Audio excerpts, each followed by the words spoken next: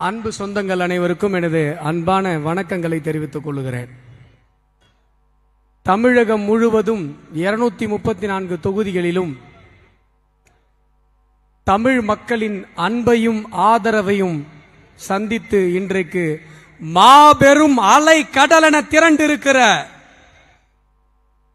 காவி கூட்டத்தினிடையே இந்த என் மண் என் மக்கள் யாத்திரையினுடைய நிறைவு விழா தமிழக வரலாறு, தமிழக அரசியல் வரலாறு காணாத ஒரு மாபெரும் மாநாடாக நடந்து கொண்டிருக்கிறது. தமிழகத்தில் தாமரையின் ஆட்சி மலரப்போகிறது என்பதை உறுதி செய்கிற கூட்டமாக இந்த மாநாட்டு கூட்டம் இங்கே திரண்டிருக்கிறது. பாரத தேசத்தில் இருக்கிற அரசியல் கட்சிகள், பாரதிய ஜனதா கட்சியை தவிர அனைத்து அரசியல் கட்சிகளும் அந்நிய நாட்டு சித்தாந்தத்தில் இயங்கிக் கொண்டிருக்கும் பொழுது இந்த தேசத்தினுடைய சொந்த சித்தாந்தம், இந்த தேசத்தினுடைய சொந்த தத்துவம், இந்த தேசத்தினுடைய சொந்த பண்பாடு, இந்த தேசத்தினுடைய சொந்த இறையியல் கோட்பாட்டிற்காக இயங்குகிற ஒரே அரசியல் கட்சி பாரதிய ஜனதா கட்சி. இந்திய தத்துவம் என்கிற, இந்து தர்மம் என்கிற, ஒருங்கிணைந்த மனிதத்துவம் என்கிற உலகத்தினுடைய உன்னத சித்தாந்தத்தை தோளில் சுமந்து கொண்டு பாரதிய ஜனதா கட்சியின் ஒவ்வொரு தொண்டனும் சேவை செய்து கொண்டிருக்கிறோம்.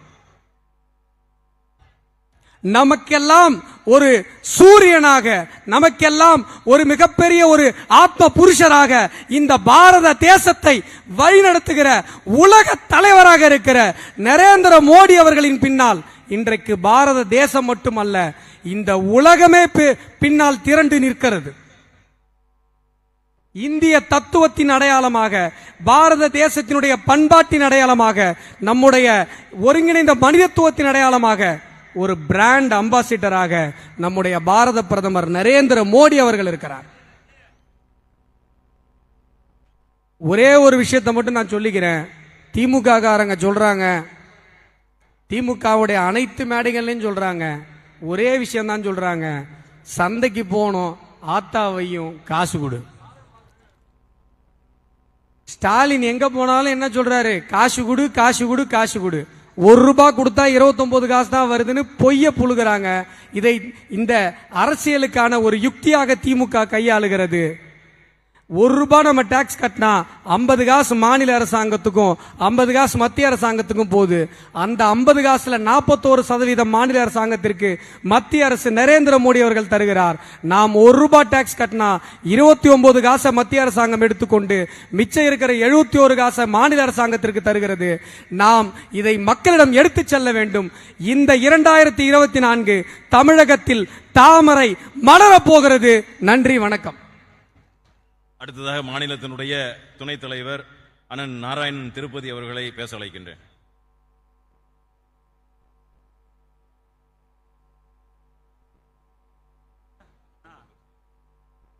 அனைவருக்கும் வணக்கம்.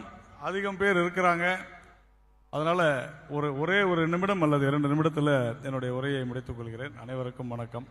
கொங்கு நாடு அப்படின்னு பாராளுமன்றத்தில் நம்முடைய மத்திய அமைச்சர் திரு எல் முருகன் அவர்கள் பேசியது ஒரு மிகப்பெரிய ஒரு பிரச்சனையை உண்டாக்கியது. இன்னைக்கு அந்த கொங்கு நாட்டில் பல்லாயிரக்கணக்கான மக்கள், பல லட்சக்கணக்கான மக்கள் இங்கே கூடியிருந்து திரு எல் முருகன் அவர்கள் பாராளுமன்றத்தில் பேசியதை இன்று மெய்ப்பித்திருக்கிறார்கள் என்றுதான் அர்த்தம். இன்றைய தினம் 3 விக்கெட்டுகள் விழுந்திருக்கிறது திமுகவுக்கும் பிஜேபிக்கும் நடக்கக்கூடிய கிரிக்கெட் மேட்சில். முதல் விக்கெட்டு நம்முடைய தலைவர் அண்ணாமலை அவர்கள் இந்த பாத யாத்திரை செல்ல போகிறேன் என்று சொன்ன உடனேயே உங்களுடைய பகுதியில் இருக்கக்கூடிய முதல் ஓபனிங் விக்கெட் நம்முடைய செந்தில் பாலாஜி, இன்னும் ஜெயிலில் இருக்கிறார், வெளியே வரல. அந்த செந்தில் பாலாஜிக்கு பிறகு விழுப்புரத்தை சேர்ந்த இன்னொரு மிக முக்கிய மூத்த அமைச்சர், நீங்க எல்லாம் பார்த்திருப்பீங்க, சட்டசபையில் போயா போயா அப்படின்னாரு ஆளுநர், நம்ம ஆளுநர் ரவி அவர்களை. போயா போயான்னு சொன்னவர் சட்டசபையிலிருந்து வெளியே போயிட்டார். பொன்முடி. மூன்றாவதாக நேற்றைய முன்தினம் ஐ பெரியசாமி. இந்த ஐ பெரியசாமி இந்நேரம் ராஜினாமா செஞ்சிருக்கணும், இன்னும் ராஜினாமா செய்யல. இதுவரையிலும் 3 விக்கெட் விழுந்திருக்கிறது. வரக்கூடிய பாராளுமன்ற தேர்தல் முடிவதற்குள்ளாக திமுகவினுடைய 10 விக்கெட் கண்டிப்பா விழும் என்ற நம்பிக்கை நமக்கு இருக்கிறது. உறுதியாக திரு அண்ணாமலை அவர்கள் அனில் கும்பலே போல 10 விக்கெட்டுகளையும் திமுகவினுடைய விக்கெட்டுகளையும் சாய்த்து ஒரு மிகப்பெரிய வெற்றியை பாரதிய ஜனதா கட்சிக்கு தமிழகத்திலே கொடுப்பார் என்ற நம்பிக்கையோடு விடைபெறும்.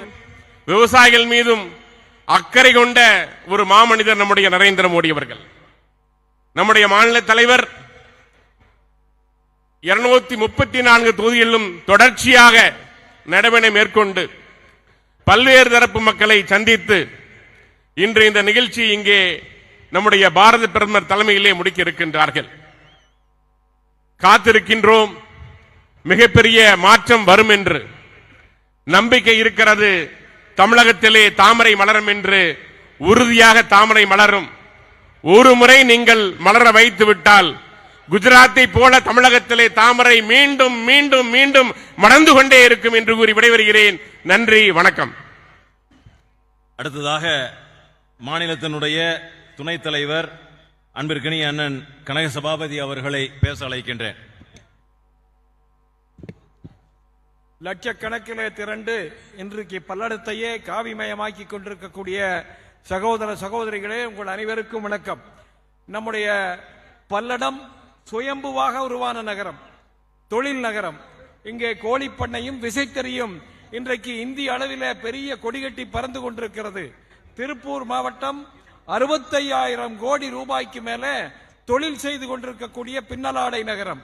நம்முடைய கோவை ஒரு 7-8 தொழில்களை கொண்டிருக்கக்கூடிய பகுதி. நம்முடைய கொங்கு பகுதியே பிரதமர் இன்றைக்கு சொல்லக்கூடிய சுயசார்பு பொருளாதாரத்தினுடைய முன்னோடி.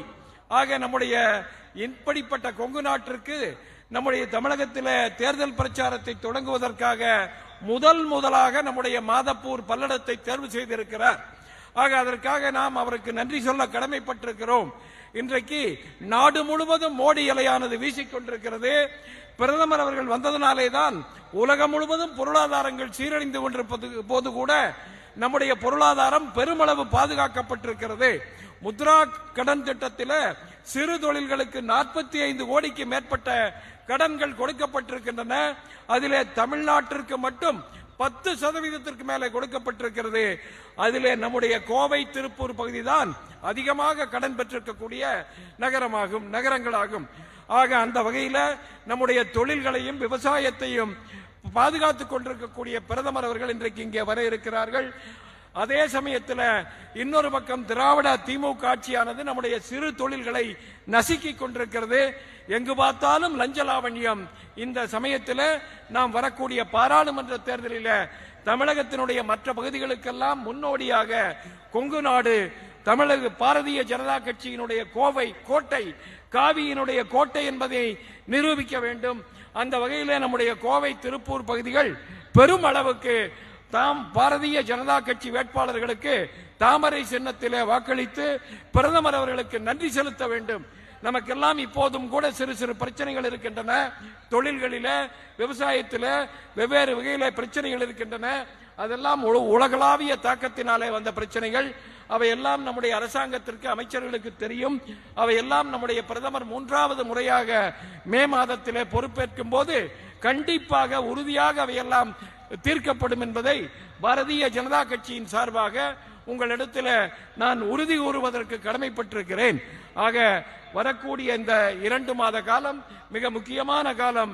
நாம் மட்டும் வாக்களிப்பது மட்டுமல்லாமல் நம்முடைய உறவினர்கள், நண்பர்கள் என அனைவருக்கும், ஊரில் இருப்பவர்கள் என அனைவருக்கும் சொல்லி பாரதிய ஜனதா கட்சிக்கு பெருமளவு வாக்குகளை திரட்டி இந்த தேசத்தை காத்துக் கொண்டிருக்கக்கூடிய பிதாமகனுக்கு நன்றி செலுத்தும் விதமாக தமிழகத்திலிருந்து அதிகப்படியான வேட்பாளர்களை தேர்ந்தெடுக்க வேண்டும். அதிலே நம்முடைய கோவை திருப்பூர் பகுதிகளில் பல லட்சக்கணக்கான வாக்கு வித்தியாசத்தில் நம்முடைய வேட்பாளர்களை வெற்றி பெற வைக்க வேண்டும் என்று உங்கள் அனைவரையும் அன்புடன் கேட்டுக்கொள்கிறேன். நன்றி, வணக்கம்.